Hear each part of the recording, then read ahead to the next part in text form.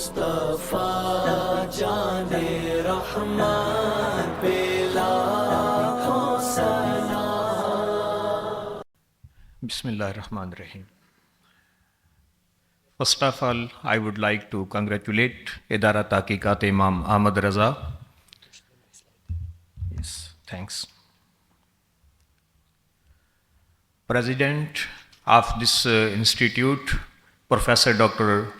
Majidullah Qadri, General Secretary, Mufti Zahid Saraj Sahib, and I would like to thank all management committee and other members that you are conducting this tremendous event, especially on aspect of economy, especially after this decision of Federal Shariat Court in April 2022.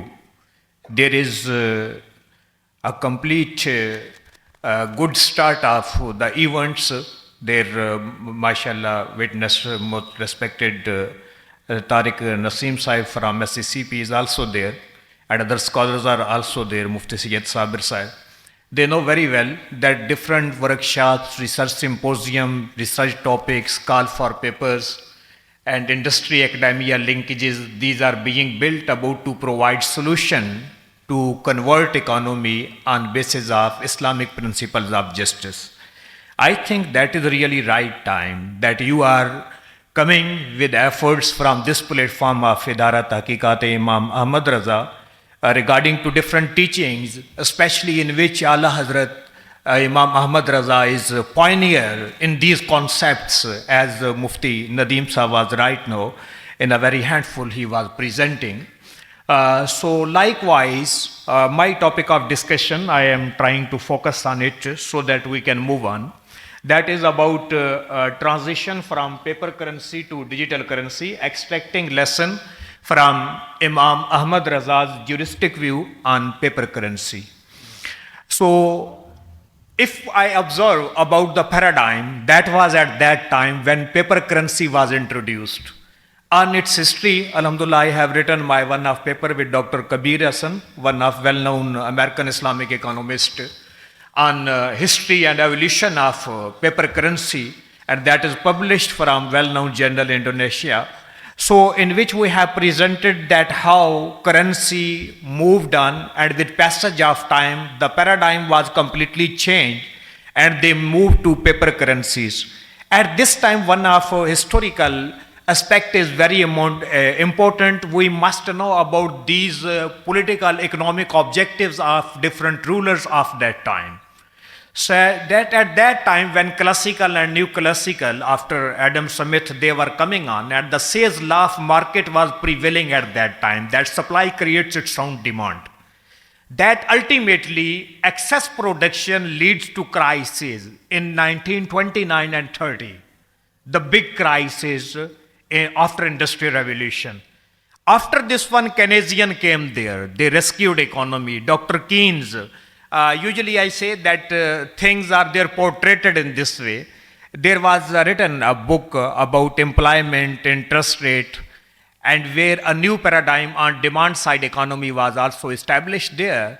So you can see in 1933, America and Canada, they declared that they are actually collecting gold, and it was completely banned for general public to deal with this one.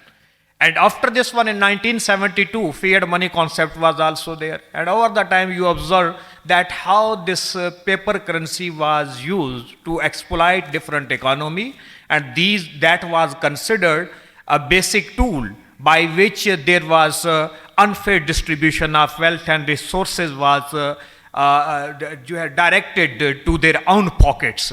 So in this way, that was one of the paradigm. At that time about paper currency, Imam Ahmad Raza Khan came and he presented his basic point of view and juristic legal matrix that how we can discuss paper currency, and on basis of this paper currency other problems can also be settled down. Similarly, you will observe as we are moving to a modern era of technological advancement, in this at start of the first half of this 21st century, we all are moving to digital currency era. So at that time, there are some other problems right now what we are facing. And influential countries, they are directing their resources from different perspectives to digital currency, to digital pockets, to blockchain technology, and especially other technologies also coming that are supporting this system. And even some European countries have declared their economies paper currency free economies. So at that time, according to modern paradigm, there is need to get knowledge from these scholars so that we can discuss these matters according to them. First, we are going to discuss what is money, then economic rationale. So we can see that in modern prevailing theories, there are two types of approaches regarding to money, functional approach and empirical approach. As Brodus in 1975 and Walter in 1989 has explained both of them. On next slide, you can see there that the first one about functional approach, we see that first basic functions of this money as a medium of exchange, unit of account, as a store of value is discussed in this functional approach. So there are some other characteristics that are there explained on coming slides, that for a good money, what type of features are required so that it can prevail for a long time. Then we see there is an empirical approach. In empirical approach, for the central bank and regulators, there is the quantity theory of money in which MV is equal to PY. It means velocity of money is going to be equal with the P is total your price level and Y is actually your real GDP. So this is called, that is quantity theory of money. According to these formulas, functional approaches objectives are being defined. Then regarding to quantity theory of money, it is going to be discussed that how much money should be printed there in form of paper money so that you can have as a regulator control on stock of money and your economy may not go to hyperinflation or on other side at the deflationary gap. So from these perspectives, these are the actually background of this money and economy. What are the economic results of currency? If we talk about it as a commodity in Islamic economic system and conventional economic system. So you see there that as functional approach is telling us about that is actually introduced for these three objectives. But right now we are looking that their things are going to be on different direction. That money in conventional economic system was declared commodity, whereas if we talk about Islamic economic system, we don't say that is a commodity. What happened? That they said this is commodity, it can be sold, it can be rented out. So they moved to the rational to charge interest on this one. Ultimately what happened? There was instability in the market, there was inflation, there were other economic problems that actually for which this money was introduced, it was deviated from this specific principle and they moved to instability of system by declaring money as a commodity that was sold, that was rented out. But we observed that in Islamic economic system, it is not considered as a commodity. It cannot be sold, it cannot be rented out. So it ultimately leads to stability of system or the real activities of economy. So in such a way, you can observe that when you are deviating from your own functional approaches, from your own empirical approaches, you are pushing your whole economy to instability and ultimately exploitation, for which interest is prohibited in Islam as well. So there you can also do both type of the functions and the characteristics of money are there explained. So in such a way, regarding to conventional system as money was introduced.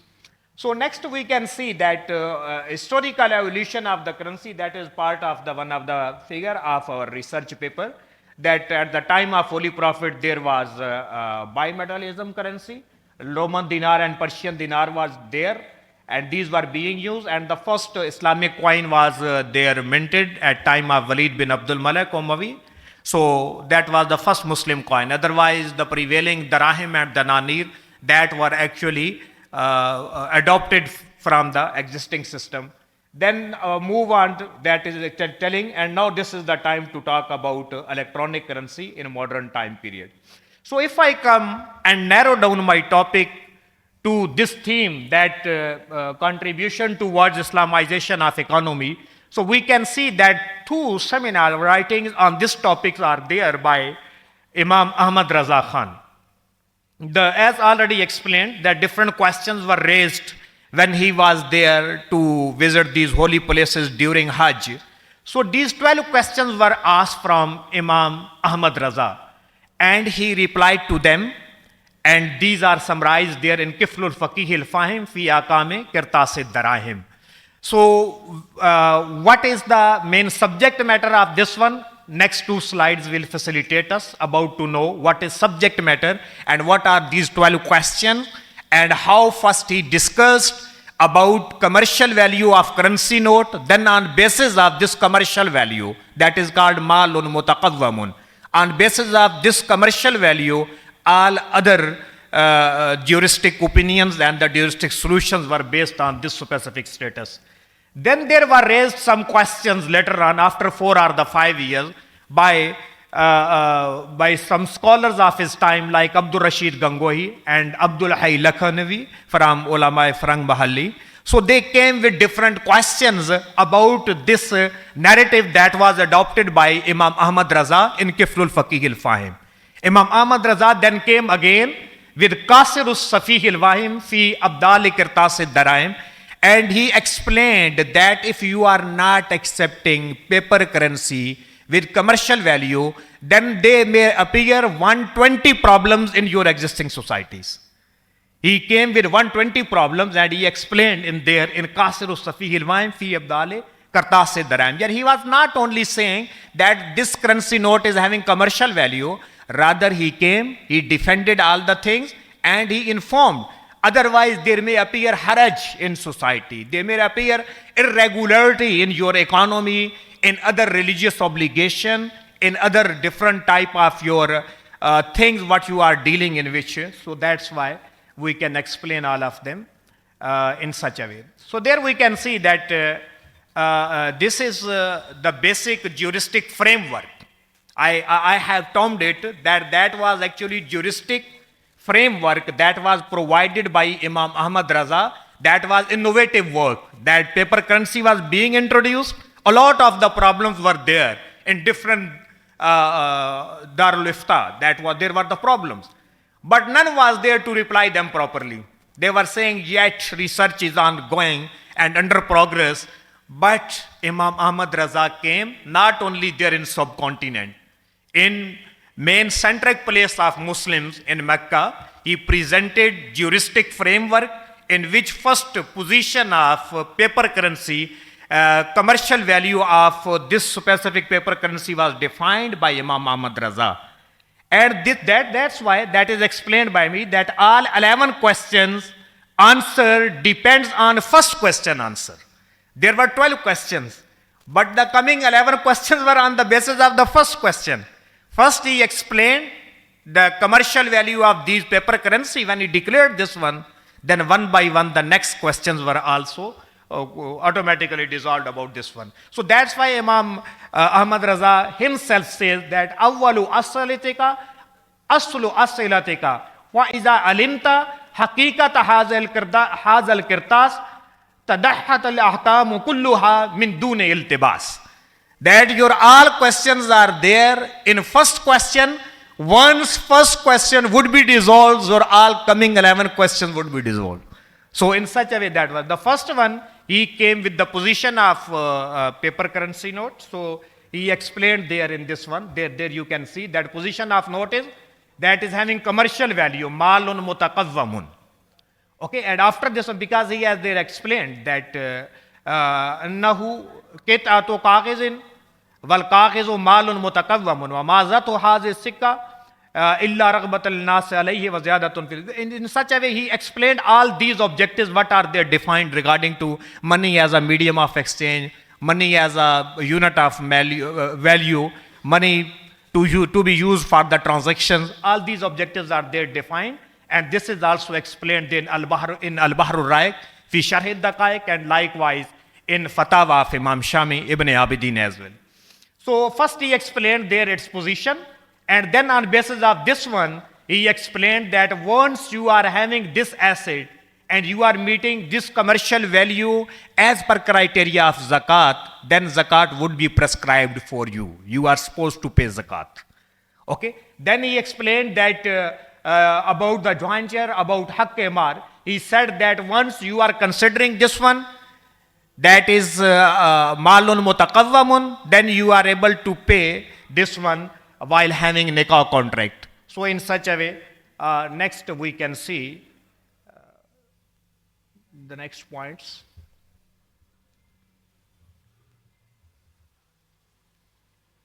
There we can see. So the fourth point, that those who are actually stealing these notes, according to hudud, their hands would be cut or not. So that is explained that once you are saying that is malum mutaqammid. So similarly you can see that onward different questions are also there.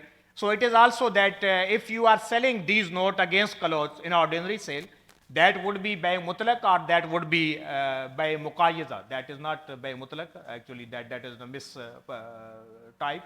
That is the barter sale is by muqayyiza. So that is explained that if you are selling these clothes against these notes, that is by mutlaq. That is not by muqayyiza. Similarly, onward, these are the 12 points that are there summarized. You can, due to shortage of time, because I have to meet some other objectives in this presentation, we will explain there.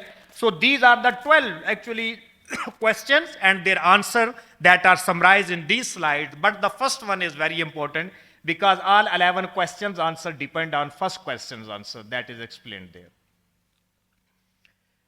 So the way forward in digital currencies, what are the lessons from this one? If once we are confident to embrace these kind of the problem or we intend to meet these things, then there is no problem. As one of the poets says, azm ho rasikh to khud sada deti hai manzil, yaqeen ho kamil to koi rasta dushwar nahi. So that's why once you are determinant, you are near to your destination. With firm determination, when you move, jo yaqeen ki raah pe chal pade, unhe manzilon ne pana di. So that's why you can see there that in preface of this Kiflul Faqih al-Fahim, Imam Ahmad Raza said that this is the specific currency note that is not even discussed by Imam Shami or by the others. Then he said that our earlier scholars, there is mention that zakaru kulliyat tantabiqu ala ma la yuhsa min juziyat. فالحوادث إن أبت النهاية لا تكاد تخرج أما أفادانا من الدراية. That some of the Sharia maxioms are there defined by our earlier scholars and jurists. If we are having these Sharia maxioms, we can provide framework to different burning questions and we can talk about it. That provides hope from this preface of Kiflul Faqih al-Fahim that as he came and he rescued economy, he provided juristic framework for paper currency by having this background of Sharia maxiom, Qawaidul Fiqh. We can also bring a framework for digital currency, what is right now coming on. So there, that is important to mention for you that we can take help about these kulliyat, what are related to especially economic matters and related to mubadlatul mal bil mal or these kind of things. So Al-Qawaidul Kubra, Al-Mawsum bi-Qawaidul Ahkam fi Islah al-Anam by Allama Izzuddin Abdul Aziz bin Abdul Salam, and likewise Sharhul Qawaidul Fiqhiyya by Ahmad Muhammad Zarqa. They have discussed these Sharia maxiom thoroughly that can be availed right time, and that is mentioned there that by Imam Ahmad Raza that zakaru kulliyat tantabiqu ala ma la yuqsa min juziyat, that they have discussed about kulliyat with concept of totality. Some of the principles and the maxioms are provided that can facilitate our modern time problems in this way. So this we can see that in blockchain process, two persons are there. One is at this end and the second one is because the behind of this digital currencies, there is the method that is prevailing. This is actually blockchain process and mining is also there. Computers and other technology sources are being utilized, and yet that is on way, that is growing. And every day there is change in their value, in their process, in their mining process, in other procedures as well. There we can see that is written that the buyer creates a transaction or a block. There you can see buyer is doing to create a block transaction, and the crypto hashing is also there. Transaction is distributed and validated via cryptographic hashing. And after this one, the process is there, that is on the basis of the distributed basis. Transaction is committed to blockchain, and miners are rewarded there. Then there is the seller who is receiving all these digits and these codes that are going to be transferred to them. That is important to know. We can discuss that what is the position of digital currency, but that is being used for some bad thing, with bad intention. For the economic evils are there that are prevailing, or that is being used in terror financing, due to which we are trying to keep ourselves away so that we may not go again to grey list or the black list. These are the problems what are not related to subject matter of this currency. These are the problems that are related to public administration failure. This is job of regulators to provide sound framework so that these type of technologies can prevail there within specific regulatory framework. That is the task of SECP, that is the task of FBR, your central banks and other institutions. They should play their role and provide sound ways of transaction so that they can move on to this one. If someone is talking about digital currency, that it may be misused, it may be, this is the same problem what we are facing in paper currency. We were promised that we are keeping gold and the silver, and it was declared that that is the actually receipt of this debt or these securities what are there. One of the specific set of ulama was saying this one, but we observed that in fiat money, that was there. Fractional system is also there, and now it is declared that there is no reserve behind this paper currency. The same problems are also there that are prevailing in paper currency. This digital currency through decentralization may change fate of those less developed countries who are badly depending on international competing currencies. So that's why there are some positive aspects as well. We should see about these aspects as well, and we should talk about positivity of this one as well, where this is wrong. Like the whole banking is interest based, but we have initiated banking and we came with solutions. Likewise, in cryptocurrencies or the digital currencies, there may appear a lot of the problem. I also confess, I have also pointed out some issues there. These are the issues there prevailing. But if these issues are there, it doesn't mean that we should stop digital currency. We should welcome these challenges. We should talk about Sharia maximum, and we should look at how competing economies are adopting these technologies, and ultimately it will come to our home, and we are supposed to be ready and welcome these type of challenges, and to suggest those aspects with alternate measures, alternate ways by which we can adopt this one. So there you can see, if in digital wallet you are having digits, some people they say that if you are having these digital digits, that how we can say that is in your possession. IOC in their standard about possession in 18th standard, they have declared there, if any amount is being credited in your account, that is not in the form of that you are having physical currency. This is the digit that is transferred and reflecting, that is called constructive possession. And constructive possession we have also adopted in issuance of LC in our banking transaction while issuing letter of credit. This constructive possession is there when title of the ownership is transferred, then this is also a form of the constructive possession. Likewise, if digital accounts are there being managed and you are receiving one of the amount in your account, that is the form of constructive possession. So in light of this specific Sharia standard of possession on Qabz, 18th standard, we can say what you are having in e-wallet, you are having definitely this type of digital constructive possession there in case of digital currencies. So however, there are some issues. There is the element of riba, there is the element of gambling that we were also facing in banking sector, but we came with alternate products. Similarly, you can see that there is also issue of illegal activities. As illegal activities are there in terror financing or the other kind of the things, we can also see, we can also close the back doors that may create disturbance in this one. Likewise, issues about no regulatory authority is there. That is on the basis of decentralization. Decentralization means that a few influential economies may not create problem for you. That is decentralized. And similarly, you are having problem in international trade. Once that is really interesting debate, that once a person who came from Germany, he conducted one of our course there in Qaid-e-Azam University when I was there in MSc Economics. So he said that we believe, according to agenda of WTO, that there should be capital mobility. That is also part of WTO, World Trade Organization. They are the different treaties about capital mobilization. Then I asked, if you are talking about financial capital mobilization, why you are having barriers about human capital mobilization?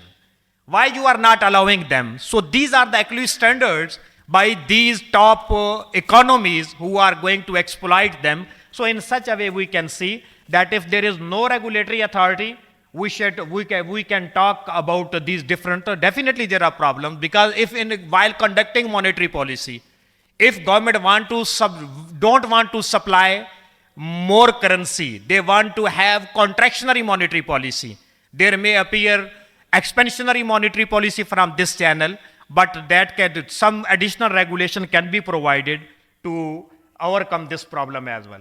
Then this is alternate system that may change fate of other LDCs, less developed countries. Already I have explained for this one.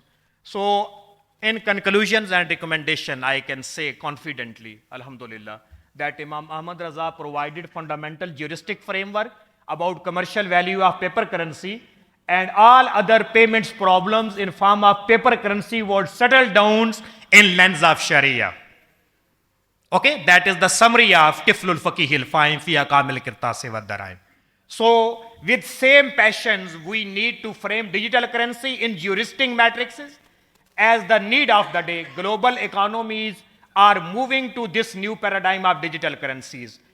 This departure may lead less developed countries to financial independence from top currencies through decentralized nature of digital currencies. Central banks are recommended that they should provide regulatory framework and they should close the back doors that may lead to economic evil or other type of instability of economy. So that's why we must appear for digital currency with aggressive approach, and we should welcome. I am not completely justifying this one.